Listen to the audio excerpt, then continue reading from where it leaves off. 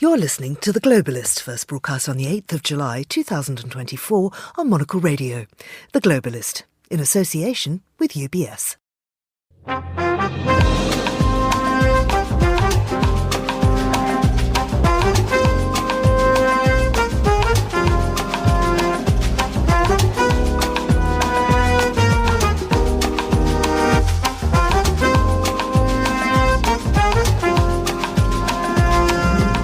Hello, this is The Globalist, broadcasting to you live from Midori House in London. I'm Georgina Godwin.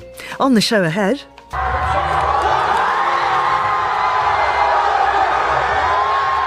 a shock result in France as the far right is defeated in the second round of parliamentary elections. We'll have analysis from Paris. West African nations warn that Ecowas faces disintegration and there may be worsening insecurity in the region as three junta-led countries exit the bloc. Narendra Modi is meeting Vladimir Putin in Moscow. We'll examine the India-Russia relationship and how ties to Beijing could affect the alliance. Then, this is something that our customers and our most frequent flyers has repeatedly told us that this is what they want to see in the new lounge as well, to be able to sort of see the runways, to see the aircraft. And we are lucky to have the forest behind it, sort of create that, the calm atmosphere, even if it's an airport. We'll take you on a trip to Finnair's new lounge in Helsinki. We'll have a roundup of business news and finally we'll bring you the latest from the maritime world. That's all ahead here on The Globalist, live from London.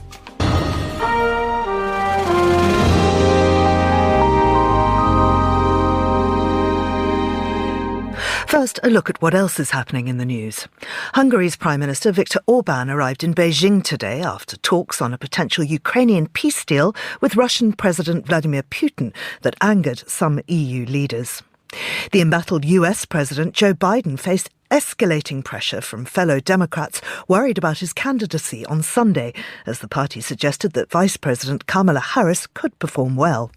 And Tokyo Governor Yuriko Koike won re-election to a third term on Sunday, fending off challenges from dozens of candidates vying to unseat the ruling Liberal Democratic Party-backed incumbent. Do stay tuned to Monocle Radio throughout the day for more on those stories. Now, the second round of voting took place in France yesterday in what's being hailed as the most significant parliamentary elections since the Second World War. The results defied the predictions, delivering a shock win for the left. Here's the far-left leader of France Unbowed, Jean-Luc Mélenchon's reaction. With these ballots, the majority has made a different choice for the country.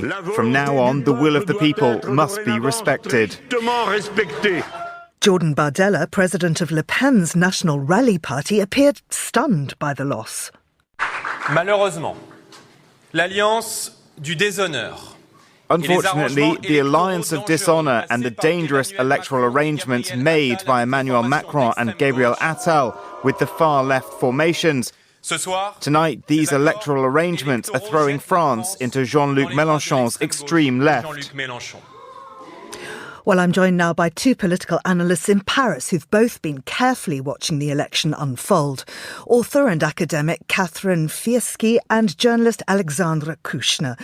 Catherine, how shocking was that result? I mean, can you tell me your reaction and break down the numbers for us? Yes, of course. Well, the result was indeed shocking, but I have to say that, you know, for many of us, it was in part great relief. We had so expected, if not an absolute majority, then certainly a relative majority for the Rassemblement National and Jordan Bardella, that I think, you know, most people were caught initially by happy surprise. The second thing to say, of course, is that the other half of the predictions that were made by the polls were true, which is that France's National Assembly is extremely fragmented, that we have no majority emerging, and that therefore there is a significant level of uncertainty. And third point, to come to the numbers, We have the presidential majority coming in second, and that is important because most numbers gave it, far fewer seats, but in fact they're at around 150 seats. Results are still being confirmed here and there.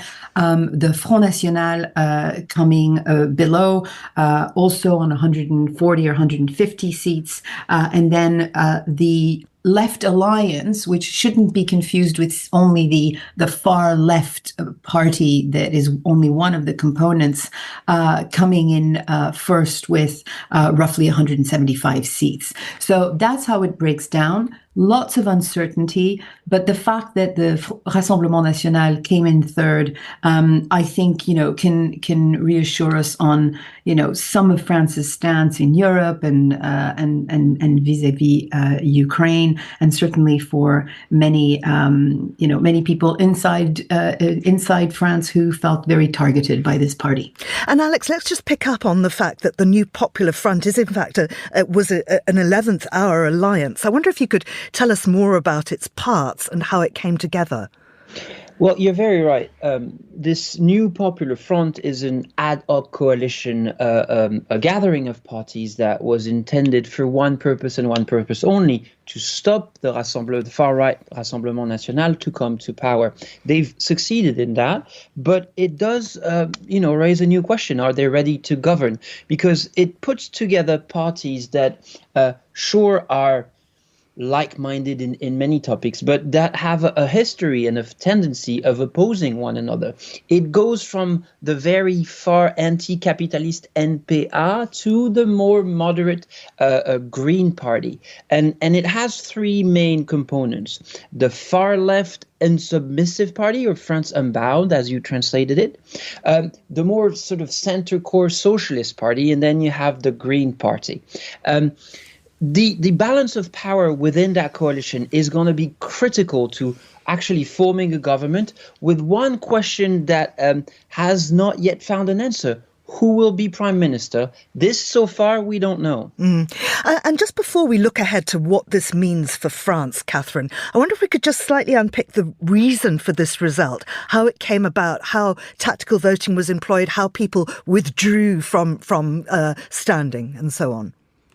Yes, absolutely. So I think that on the eve, or rather on the night of the first round, Sunday last, the Rassemblement National came in first, 33% of the seats, and I think one of the things that really grabbed people's imaginations was the fact that they had basically gathered 10.6 million votes, up from 4 million votes in 2022, right? So they came first, and this felt like, I think for many people, an unstoppable wave.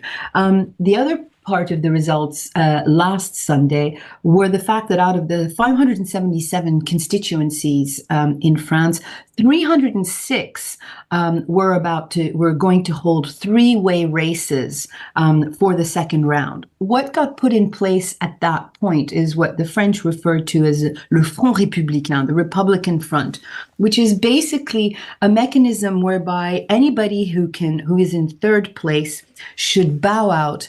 If they're bowing out, ensures that there is actually a better choice between two candidates and the possibility of beating the Rassemblement National. They did this over 48 hours, between Monday and Tuesday. They had to declare who was standing and who wasn't standing. And it was obviously a very effective mechanism, because by the Tuesday night, in fact, there were only 90 three-way races left. So it was a very swift mechanism whereby in all parties, but mostly the new left front, the new Popular Front, but also the then presidential majority, a number of candidates sacrificed themselves in order to make sure that the Rassemblement National would be blocked. It's quite clear it worked. It's also quite clear that even though this is absolutely within the electoral game and the political game, the voters of the Rassemblement National, have felt since then that they were being relegated. That this was something that was a stitch up against them. And I think that one of the things that we need to keep in mind is that even though it's great that the Rassemblement National came in only third and doesn't have the sway over French politics that it could have, you can't sweep 10.6 million votes under the carpet, and this is going to have to continue to be addressed by more than simply a clever electoral maneuver. Alex, just picking up on what you're saying about how many different policies and different points of view the left contains. I mean, for instance, we're looking at Mélenchon's policies on NATO and the EU. He's anti both. And the fact that will he even get a chance to put that forward? Because, of course, they are nowhere near close to securing a parliamentary majority. You're very right. And that is a critical element. After last night's vote, the situation is not clearer than it was just 2 weeks ago. We basically know who lost, and the far-right Rassemblement National obviously lost big time because they thought they could be in power. The President Macron lost also. He lost his relative majority, and he now has to deal with a parliament that will not necessarily listen to him, and in fact they probably won't. But it's not clear who won, and you're very right. In order to secure a majority, you have to get to 289 seats, or to secure an alliance with the opposition in which they will not try to basically bring down the government. So at this time, as the dust sort of settles, it's not very clear who and how can France be governed, because we have a fragmented three-bloc party, and it's hard to imagine coalitions being made between parties who've basically spent the last 2 years hating each other. You have to bear in mind that our institutions are basically designed to avoid the situation we are in now. The Fifth Republic is based around the idea that the government has a solid majority. And not only are our institutions not really crafted for that sort of parliamentary game, our political culture isn't. They're not meant and they're not accustomed to dealing with one another in a constructive way. So really, everything yet has to be reinvented. We're talking about a new brand of Fifth Republic, maybe the stepping stone to a sixth. It's going to be fascinating, but this means a lot of uncertainty in the near future. Absolutely. I mean, there's so much to unpack here, and I know over the coming days we will be coming back to this again and again. But Catherine, just finally, I wonder what the mood there is this morning and what it means particularly for the Olympics. So I think that to understand the mood this morning, it's important to have a sense of the mood over the past 3 weeks. When Macron dissolved the assembly on the 9th of June after the European election results where he did badly and the RN did well, I think the country was extremely shocked and paralyzed. Nobody expected it to happen then. Nobody expected an election to be called when the momentum for the Rassemblement National seemed to be so strong. So it was a very roller coaster 3 weeks. And then last week in particular, the mood was of real anxiety. It was really very, very somber at the idea of preparing for, Jordan Bardella potentially as prime minister, given everything that is happening in Europe, given the situation in Ukraine. This was extremely worrisome. So this morning there is a sense of real relief. But also a deep sense of uncertainty. Will these three blocs in the National Assembly really be able, to shift their behavior, to become constructive? Will Macron learn to govern slightly differently? Because there was a big shift last night. All of a sudden, our system, which is a hybrid system, has actually moved from being more presidential to really more parliamentarian. And this, as the other guest pointed out, is really a very big leap for France. Absolutely. Well, Catherine, thank you. Those are just some initial reactions to the shock result from the French parliamentary election. And of course, we'll be following this unfolding story throughout the days to come. Catherine Fieschi and Alexander Kushner, thank you very much. This is The Globalist.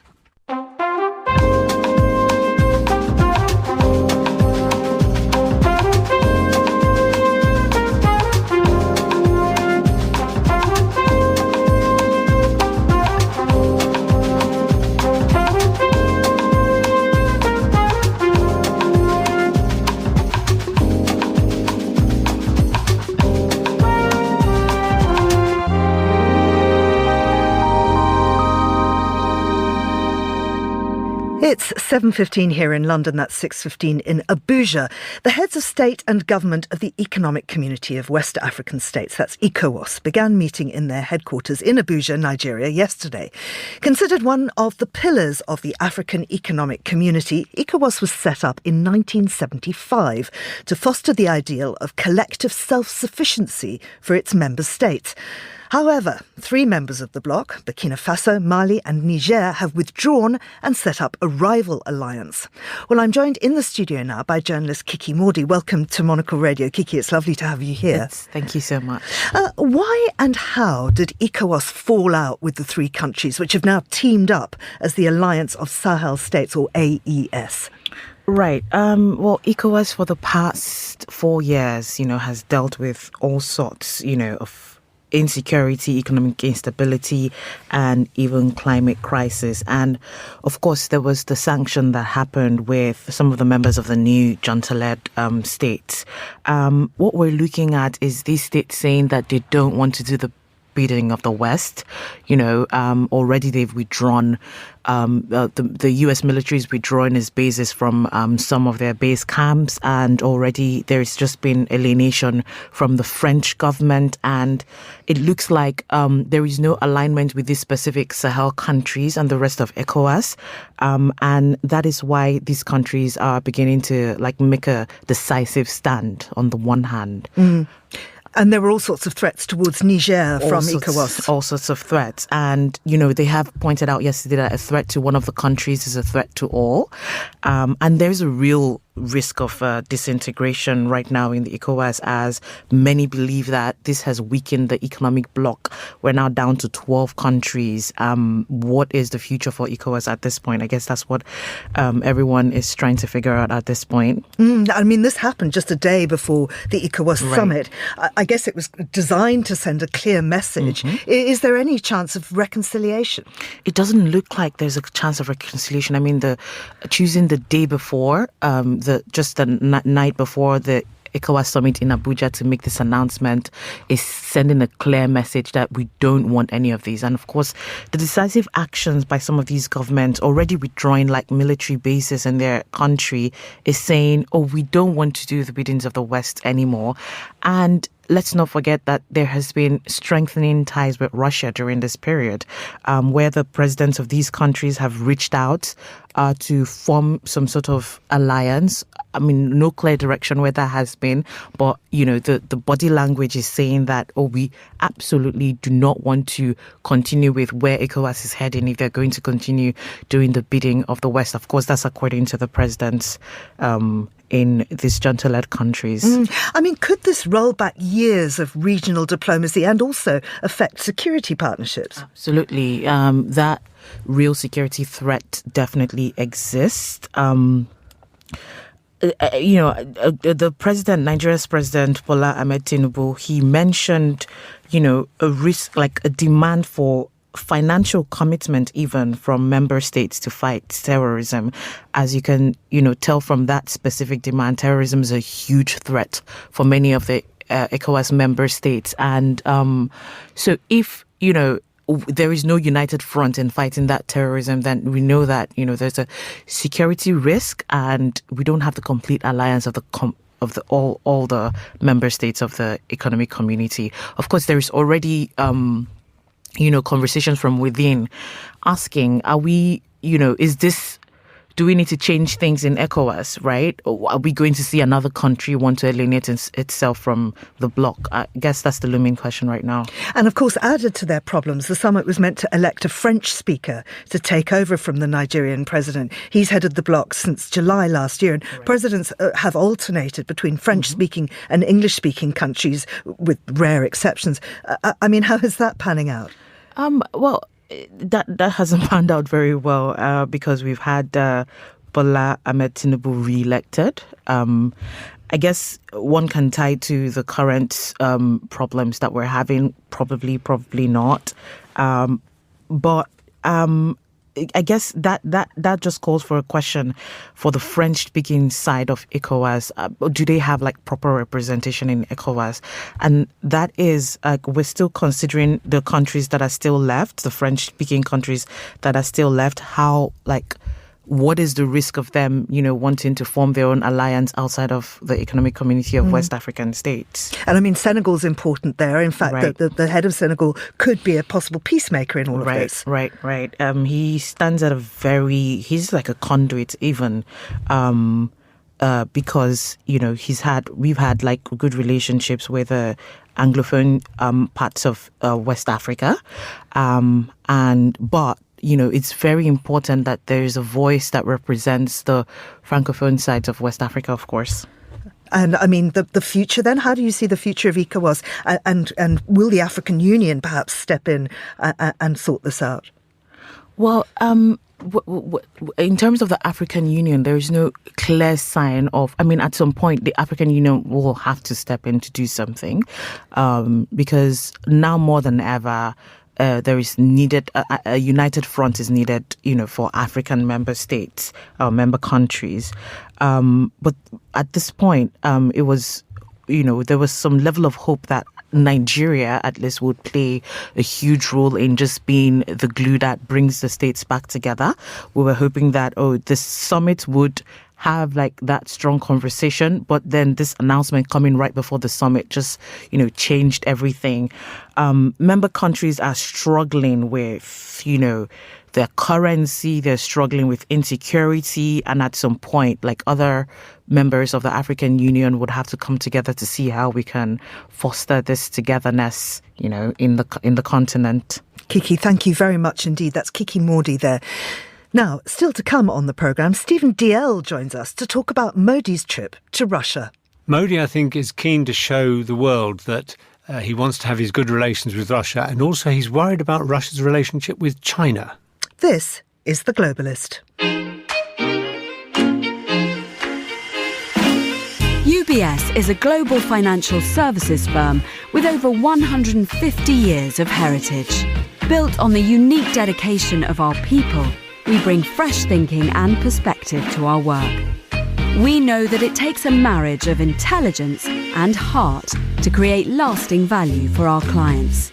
It's about having the right ideas, of course, but also about having one of the most accomplished systems and an unrivaled network of global experts. That's why at UBS, we pride ourselves on thinking smarter to make a real difference. Tune in to The Bulletin with UBS every week for the latest insights and opinions from UBS all around the world.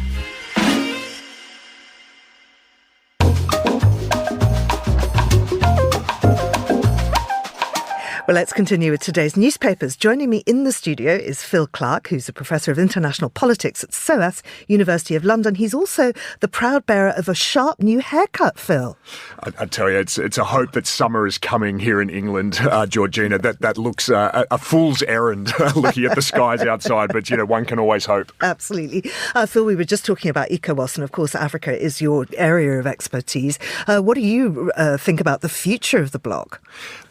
The bloc's definitely in trouble, and it's a shame, I think, because ECOWAS had been one of Africa's better performing regional blocs. Much of the continent looked at ECOWAS as this really coherent security body, economic body. It was the inspiration for the East African community and a lot of these other regional formations. So that the fact that it's being threatened by these military juntas and may even collapse in the weeks to come is a concern not just for West Africa, but for the continent as a whole. Well, let's look now at the European equivalent of ECOWAS, which is, of course, the European Union. And the papers are full still of the fallout from the British election. But Labour is seeking a new security pact with the EU, according to The Guardian. This is a really significant move, I think, by the Labour government to send the new Foreign Secretary, David Lammy, around the European capitals over the weekend, within hours, really, of Labour securing the vote. Lammy has announced just yesterday that it looks like the UK will now build a new security pact with the European Union. So it would cover defence, energy, climate, pandemic preparedness and issues of migration. This is a really comprehensive security arrangement that Labour is now seeking with the European Union. I think the big comment that Lamy made, and it's the one that The Guardian have put in their headline, is he's calling this an end to the Brexit era in terms of the UK's security relationship with the European Union. He's at pains to say that this isn't the UK trying to gain some backdoor entry to the single market, but certainly in security terms, this is a very early move to try to realign the UK with European interests, and this very important European pact seems to be going ahead. Let's turn now to Brazil and have a look at Javier Milei.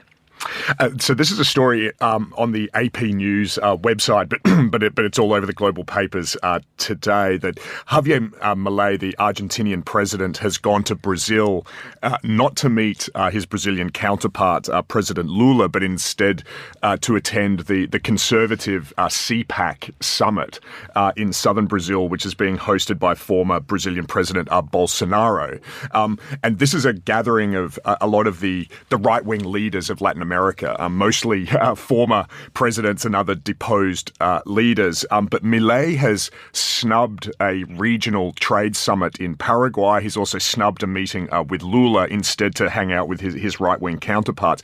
And this is a real kind of rabble-rousing summit. I mean, the purpose of it, I guess, is to try to build momentum amongst right-wing elements in Latin America in the face of what they see as a surge of left-wing governments. There are kind of left-leaning governments in Chile and Colombia and Brazil and Venezuela and elsewhere. And this CPAC summit is very similar to the CPAC summits that we've seen Donald Trump appear at in the US. So some quite fiery, actually quite scary rhetoric against migrants, against socialists and anyone that they consider to be leftist. And this is really Milei's playground. He loves this kind of event and this kind of rhetoric. So, absolutely, and lots of hard rock and fist pumping and shouts of freedom. Very populist playbook, actually, to the letter almost there. Indeed, and I guess belying the fact too that at home the Argentinian economy is tanking. It was an economy that was teetering at the time that Milei came to power only a few months ago, but the situation is getting worse by the day. So he can say what he likes, I guess, about leftist economies in Latin America, but he's clearly got a huge amount of work to do in his own backyard in Argentina. Let's continue our coverage of this Boeing story, because they have, or they are definitely going to plead guilty in this 737 MAX Ford case. This is a huge story, especially in the US press today, Georgina, that Boeing will plead guilty in this fraud case. They've settled out of court with the US Department of Justice to the tune of $243 million. That's the headline figure, but there's another figure that is kind of buried a little bit further down in some of the reports this morning, which is that Boeing have also agreed to pay about $1.5 billion compensation to the families of those people who were killed in two Boeing crashes in Indonesia and Ethiopia in 2018 and 2019. So the payout here is well over $2 billion in total. And of course, this all leads back to Boeing's deliberate misleading of US regulators who were investigating those crashes 4 or 5 years ago. The amount of money is significant, but also the fact that this now attaches a criminal record to one of the US's major multinational corporations, I think is also a very significant part of this story. But it spares them a trial. It spares them a trial, and that's caused a fair amount of anger amongst some of the families of those people who were killed, who didn't just want to see Boeing as a corporation held to account. They wanted individual company leaders to be held to account for the various decisions and the various cover-ups that took place around those crashes. So a lot of anger amongst the families about the fact that they'll never really get their full day in court. Yeah. Finally, let's look at religion and technology. Now, we're focusing particularly here on Sangomas in southern Africa, Zimbabwe in particular, and them taking to TikTok. When I know I'm going to be on with you, Georgina, I'm always looking for a Zimbabwean or a Southern African story, and Al Jazeera have produced the goods for me this morning. A really amazing story about TikTok Sangomas. So Sangomas are spiritual intermediaries or traditional healers. Obviously, right across Southern Africa, they play a really important cultural role. They're the kind of people that many people will go to if they want to reconnect with their dead ancestors or they just want life advice.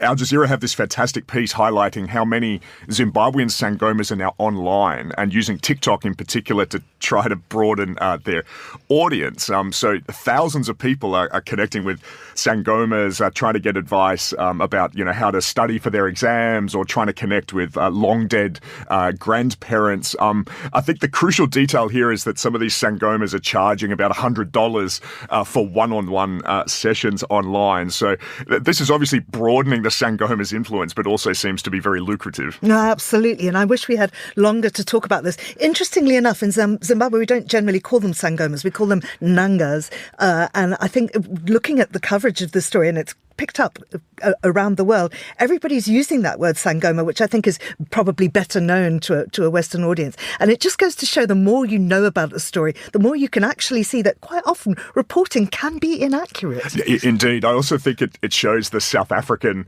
hegemony here, because that's obviously the term that gets used more in South Africa than other parts of the region. So the South African language is being used even in relation to a story about Zimbabwe. So I imagine this taps into a kind of long-standing discussion in Zimbabwe about how much South Africa dominates the way that we understand that part of the continent. And just having to say that I've actually been in that situation where you're with a Nanga, you're with a Mandoro spirit, a lion spirit, you're raising the Mudzimu, the ancestors, and how deeply spiritual it is, and actually how people really do go into trances, and I cannot see how that could be replicated online. But anyway, good on them. Indeed, the world moves on in very unpredictable ways, and this story does seem to encapsulate that.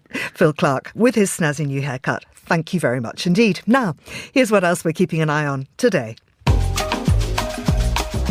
Hungary's Prime Minister Viktor Orban arrived in Beijing today after talks on a potential Ukrainian peace deal with Russian President Vladimir Putin that angered some EU leaders.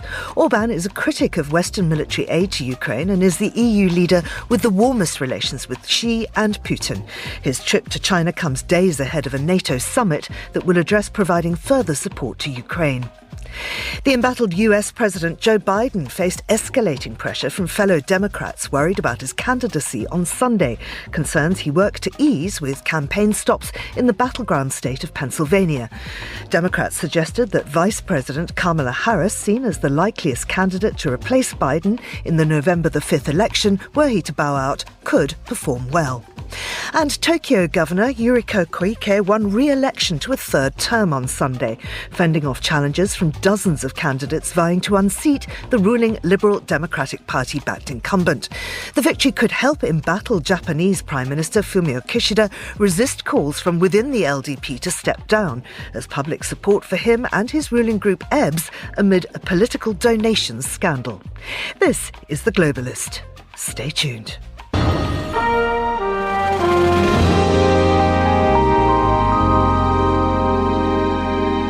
It's 9:32 in Moscow. That's 8:32 in Zurich. Now, the Indian Prime Minister Narendra Modi will be in Moscow today and tomorrow. He's expected to meet Vladimir Putin. Modi was re-elected for a third term last month and hasn't been to Moscow since 2015, though the two leaders have met at summits and communicated often on the phone and otherwise. Well, joining me in the studio is Stephen DL, who's a Russia analyst, a regular Monocle Radio contributor. No snazzy new haircut, but in fact no hat either. You normally have a gorgeous hat with you, Stephen. I took it off for the studio. It's in the control room, I promise you. Excellent stuff. Stephen, these two countries, India and Russia, have long-standing ties dating back to the Cold War, and Russia remains one of India's most important trading partners, particularly on weapons and defence. I wonder if you could speak to us about the nature of their relationship and how that might have changed since Russia's invasion of Ukraine. As you say, Georgina, it goes back a long way, back into Soviet times. In particular, in 1971, the Soviet Union and India signed a friendship pact. And that set the relations for the next 20 years while the Soviet Union still existed. But really, it's continued ever since. And I think that it's no coincidence that Modi's using this as his first foreign visit since his re-election to show that Russia still matters to India. He hopes India still matters to Russia, because it's not just smiling and shaking hands. There is some real substance to this. One thing which particularly worries Modi at the moment is the fact that Russia has been cozying up to China. And of course, Xi and Putin have both said they're the best of friends and so on. Well, India has a border dispute with China, and they are worried that if that were to blow up, then which side would Russia come down on? Would Russia be a peacemaker, or would it actually say, well, China's got the right here?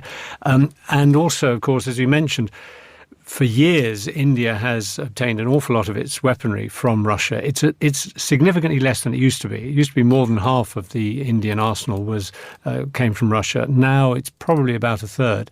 That's clearly partly because of the war. Russia isn't exporting as much weaponry as it used to because it's using it itself in fighting Ukraine. But nonetheless, that's a significant area. Also, thinking of Indian borders, there's the question of Pakistan. Of course, that's India and Pakistan. It's always a tense relationship. Were there to be trouble there, India would be worried, would Russia help us? Would Russia actually be able to give us the spares now? Because Russia's using so much of its own military equipment, would the spares be forthcoming to upgrade the equipment, that the Russian, Soviet equipment indeed, that India still has? And what about Washington? Because last week the US ambassador to India said his country was in continuous communications with Modi about working together to hold Russia to account. Can you elaborate on that? I mean, has India agreed? Well, we know that since the start of the war, India on a couple of occasions has passed messages from the West to Russia and vice versa. And certainly in terms of the war in Ukraine, which India has not denounced, and they've abstained in the United Nations, for example, when there have been debates on the war in Ukraine, India seems to see itself as possibly having a peacekeeping role. And I think that's why the Americans, this rather surprised me, but the Americans do seem to be quite relaxed about Modi going to Moscow. They were far more exercised about Putin going to North Korea recently, for example. So I think that perhaps in the background there have been talks which suggest that the Americans are not too disappointed by India doing this. Of course, recently India has been going out of its way to have better relations with America too. It seems to be a thin dividing line, but at the moment Modi and India seem to be treading it quite carefully and satisfactorily for all concerned. Although Modi didn't attend the Shanghai Cooperation Organization, which is organized by Russia and China. I mean, his foreign minister went, but I wonder if that's significant, how we should interpret that. My own interpretation, for what it's worth, is that, well, he knew he was going to Moscow and going to talk to Putin personally, and sending his foreign minister means that they didn't boycott the meeting in the Shanghai Cooperation Organization. So I don't read too much into that. I think because of this personal visit, actually going to Moscow is far more important than simply speaking to Putin on the sidelines of another meeting. Do we know what's on the official agenda? Trade is probably the headline, even though defence and the issues with China and Pakistan we've been talking about undoubtedly will feature. But ostensibly it's trade. Trade between India and Russia has always been very important. At the moment, it's very, very important to India. They're getting pretty cheap oil. Russia, of course, has lost a lot of its oil markets around the world because of the war in Ukraine. India is benefiting from this. It's getting oil at a very good price. But the trade imbalance is huge. Russia is sending about $65 billion worth of exports to India each year. The other way, it's only about $4 billion. 65 billion to 4 billion. It's a huge difference.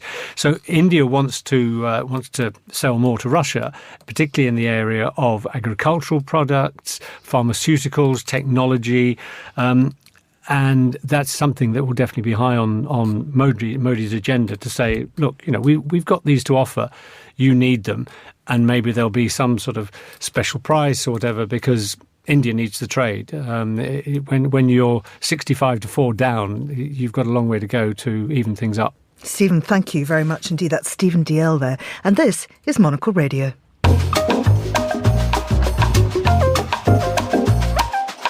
Tomorrow, Finnair opens its new Schengen lounge in Helsinki Airport, built around customer feedback and inspired by Finnair's Nordic design.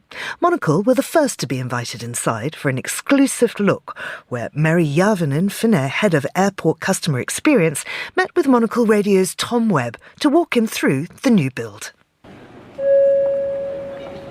Finnair flight 107 to Tallinn is estimated to depart at 1500.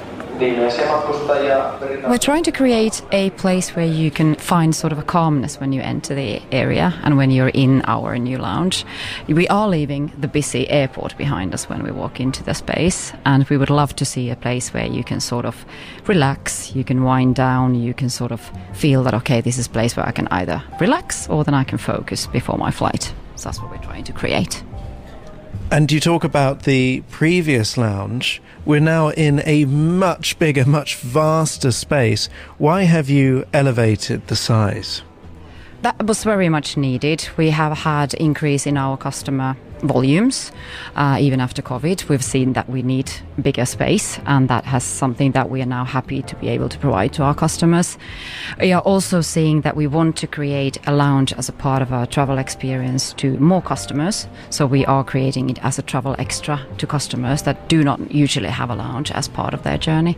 So therefore we've created a space that allows us to do that. And you have a very deep relationship with your customers. They help pick the name, they help shape the things that they want from you. What are customers crying out for in these spaces?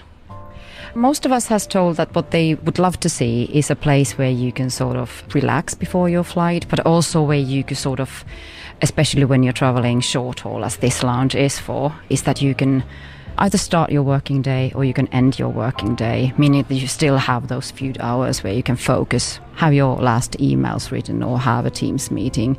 Or you can, if you've decided to leave your work day behind, you can come here and relax before your flight. And behind the self-service bar, we have this most beautiful panoramic view.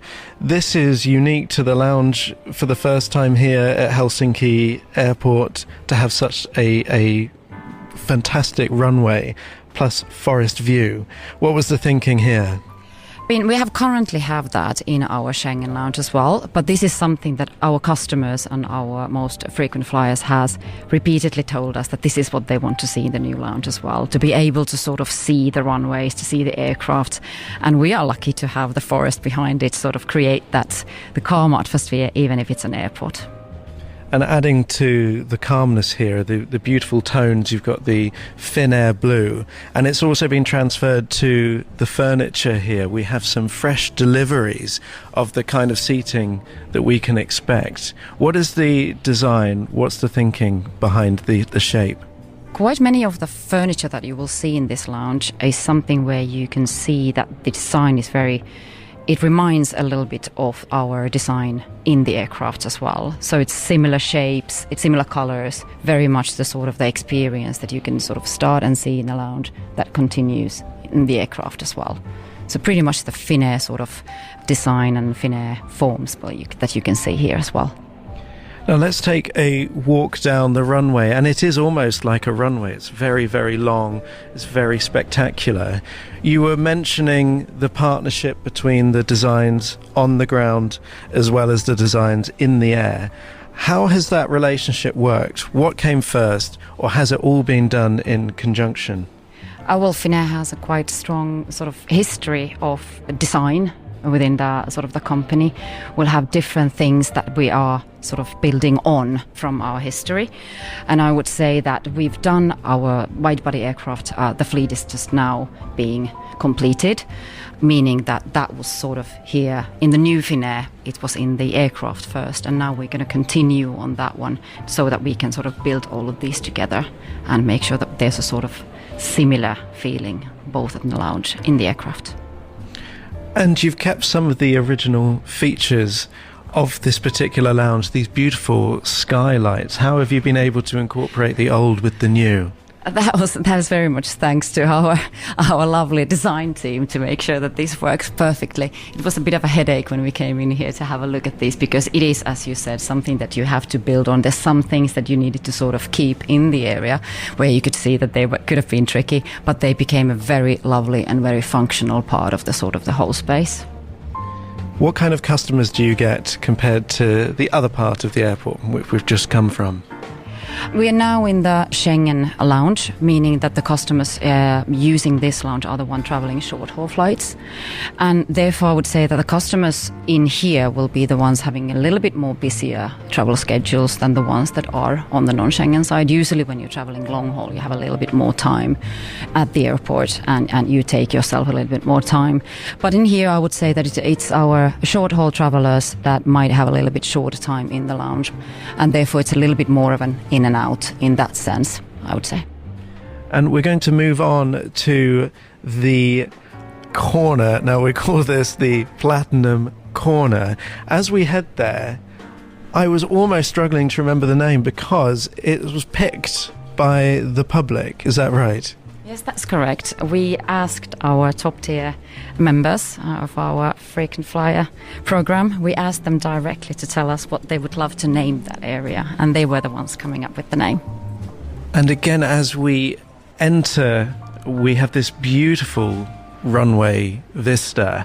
This was something that your customers were very keen on having in this space. Yes, that's correct. And we're very happy to see that we have it both on this Platinum Corner side as well as on the Schengen business side.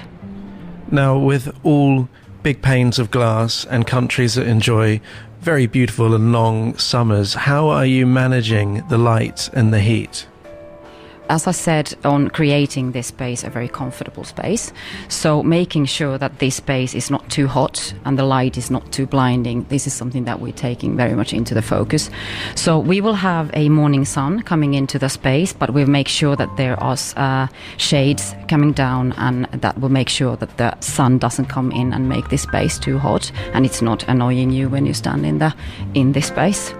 During the later on a day, the sun will move to the other side, and therefore this space will then not have the sort of direct sun coming in a way that would bother you. Thank you for flying with us. Enjoy your flight.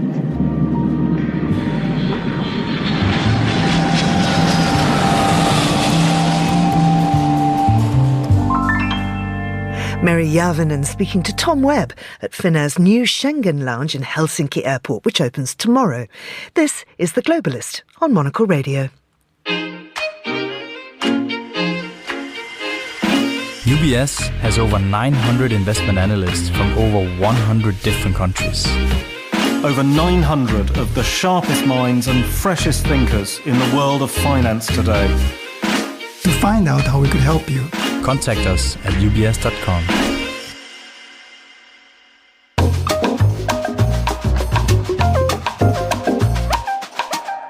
It's time to talk business now with Isabel Hamilton, who joins us down the line. Isabel, I know you were listening to that piece there about the the new Finnair Helsinki lounge.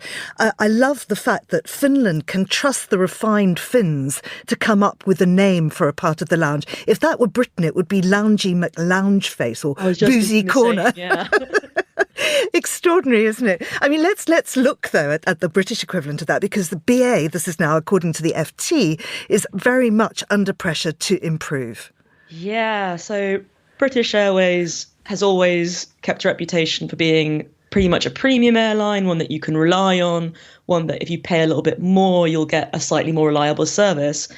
Unfortunately, this year, that's not the case. British Airways has cancelled a little over 4,000 flights, and that's double EasyJet's. So they're under a lot of pressure to improve their service. And part of the reason that they've seen so many cancellations is that they've been cost cutting since before the pandemic. So what they really need to do now is start investing. And how are they planning to do that? Are there any solid solutions in place? Well, so the company that owns BA, IAG, has said it will invest $7 billion in the company over the next 3 years. I think, unfortunately, part of the problem here is that investment does take time to pay off. You know, you need to get upgrades to your flights, you need to get in potentially new planes. There's also other problems that they're facing, like their technology is aging, and they're very reliant on Heathrow Airport, which is just a very congested airport. And I mean, all sorts of other things, in that it's such a sort of sprawling operation. It flies a mix of Boeing and Airbus on both short and long haul. The schedules are really, really busy. And it's very difficult to recover if delays begin to spiral. That's exactly right, especially in Heathrow. And yes, they've got this, very varied operation. And at the moment, for lots of airlines, not just BA, there are loads of problems with the supply chain. There's been, discoveries of counterfeit parts in engines. And then you've got Boeing, which is having its own sort of psychodrama over in the US. So deliveries from Boeing aren't necessarily the most reliable at the moment. Yeah. Let's go from our immediate skies to further on in space. The Wall Street Journal is talking about the European rocket launch that takes aim at SpaceX. Yeah, so this is a rocket called Ariane 6. It's made by a consortium, which is called Ariane Space, and it's due to take off tomorrow from French Guiana. And the whole sort of sell of this particular sort of consortium and rocket is that Europe should become less dependent specifically on SpaceX, which is a US private company. And is this all part of a sort of global shift towards domestic supply chains? And the fact that these industries now actually do extend to space? Yeah, I would say so. I say we're seeing a big sort of, geopolitical shift towards countries trying to stand up their own, industries. And when it comes to space launches, really, we're also simultaneously seeing a huge shift towards commercial space activity. We've got SpaceX signed up to actually dismantle the International Space Station when it's due to come out of service. And after that, all the plans are for commercial space stations. So I think for Europe now, they've realised that actually this is becoming a commercial sort of, space that they don't necessarily have a hand in. Finally, Isabel, I want to look at what happens when Titanic meets Top Gun, which is basically what's going to happen because the studio that made Titanic is Paramount, and they have set to agree a sale to Skydance, the people that made Top Gun. Yes. So this deal has been in the works for a very long time. Paramount has been looking for a buyer for an even longer time. It's a company that's been hit really hard by the streaming era. Its own streamer, Paramount Plus, isn't doing that well. Theatrical releases in cinemas are down. The profits are down from that. Linear TV is more difficult to make a buck in, and its market cap has fallen from about 30 billion in 2019 to around 8.2 billion. So you can see why the owners of the company have been trying to sell. The thing is, it's been a really sticky sort of process because it's sort of pretty much run by its non-executive chair, a woman called Shari Redstone. And she's got these dual class shares that mean potentially deals turn out much better for her than they do for shareholders. So that's made life a little bit tricky. And in April, the CEO actually got booted after being sort of affiliated with a shareholder rebellion. And of course, this deal, as you say, has been complex, but she initially really didn't want to sell to that company at all. No, she's been quite, she's been kind of a sticking point as well. I was reading in the FT that apparently this deal that the board has approved, it gives her an even sweeter sort of share of the pot once it goes through, and it gives her some legal protection if the shareholders do balk. So she's done rather well from the sounds of things. Isabel, thank you very much indeed. That's Isabel Hamilton there. And you're listening to The Globalist on Monocle Radio.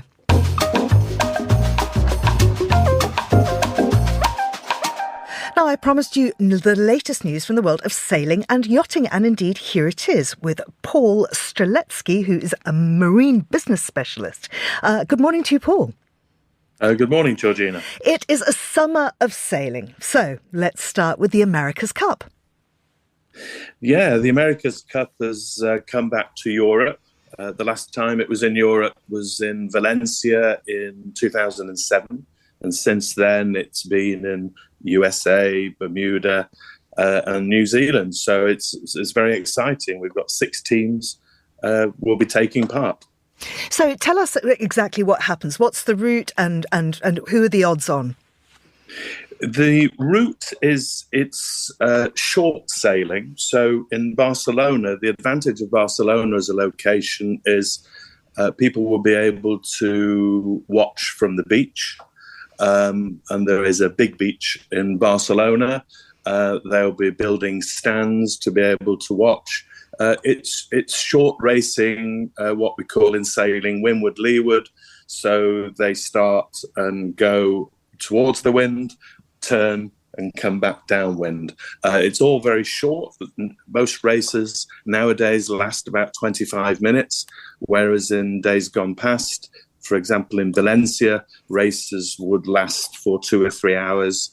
The boats now are what we call foiling, so they're incredibly fast, racing of speeds up to 60 miles, and it's not really the sailing as we know it. The boats are flying across the water, which is quite a dramatic sight. And is this more about the design of the boat or the skill of the crew? It's both, but it's a bit like in F1. If you don't have the fastest boat, you won't win the America's Cup. So not only do you have to have the best sailors, the guys steering the boat, you have to have the best design. And this is as much a technology and design competition as it is sailing. It's the oldest sailing competition in the world, but in fact the oldest sporting competition. It dates back to 1851. And in the past, there have been a few rows about gender imbalance in terms of the competitors. What is the gender spread? The gender in the main event it's 100% men, but there is this time for the first time a Women's America's Cup. The main event is in 75-foot yachts. The women's, and there's also a youth competition now. They are 40-foot yachts. Again, one design. Again, foiling, so flying across the water at maybe not quite as fast speeds. But that's been a big introduction in the last few years. And maybe we'll talk later about the Olympics, where the gender split has changed. Yeah, let's talk about that right now, because, of course, we know that, as we were reporting at the top of the programme, France has delivered this shock election result, and it's just weeks before the Olympics. Now, Marseille is playing host to a spectacular series of sailing competitions. Yeah, Marseille is a great venue. There's been in the past America's Cup feeder events there, and many Olympic sailing events on the Côte d'Azur. We've got 65 countries taking part, 330 athletes. The gender split is 50-50. This has been an aim within sailing to get to that point for many years. Because also the other thing is about Olympic sailing, that is the feeder for a lot of other types of sailing, including the America's Cup. Many of the top sailors in the America's Cup are ex-Olympic sailors like Sir Ben Ainslie and many others. So the Olympics is very important. And just before we go, who do you tip for gold in the Sailing Olympics? In the Sailing Olympics, well, in terms of team, the best four teams on at the moment, GBR, Australia, France. Britain has been the leading team in the Olympics now for many, many years, with Australia pretty close behind. So I'd be tipping Team GBR. There's some new exciting classes, foiling windsurfers, kite surfers. It's changed quite a lot and very exciting. So I'd be tipping Britain. Not just because I'm a Brit. Paul Streletsky, thank you very much indeed for joining us here on The Globalist. He's gone now, so I can tell you that actually the only time I've ever been on a super yacht, I fell down the hatch. I'm not going to do it again. That's all for today's programme. Thanks to our producers, Vincent McAviney, Tom Webb and Angelica Jobson, our researcher, Sana Jamani, and our studio manager, Tamsin Howard, with editing assistance from Mariella Bevan. After the headlines, there's more music on the way. The briefing is live at midday here in London. I'm quite sure we'll be following that French election story. We may well be looking at the Iranian election results too. The Globalist will return at the same time tomorrow. Lots of exciting programming coming up for you here on Monocle Radio. I'm Georgina Godwin. Thank you for listening.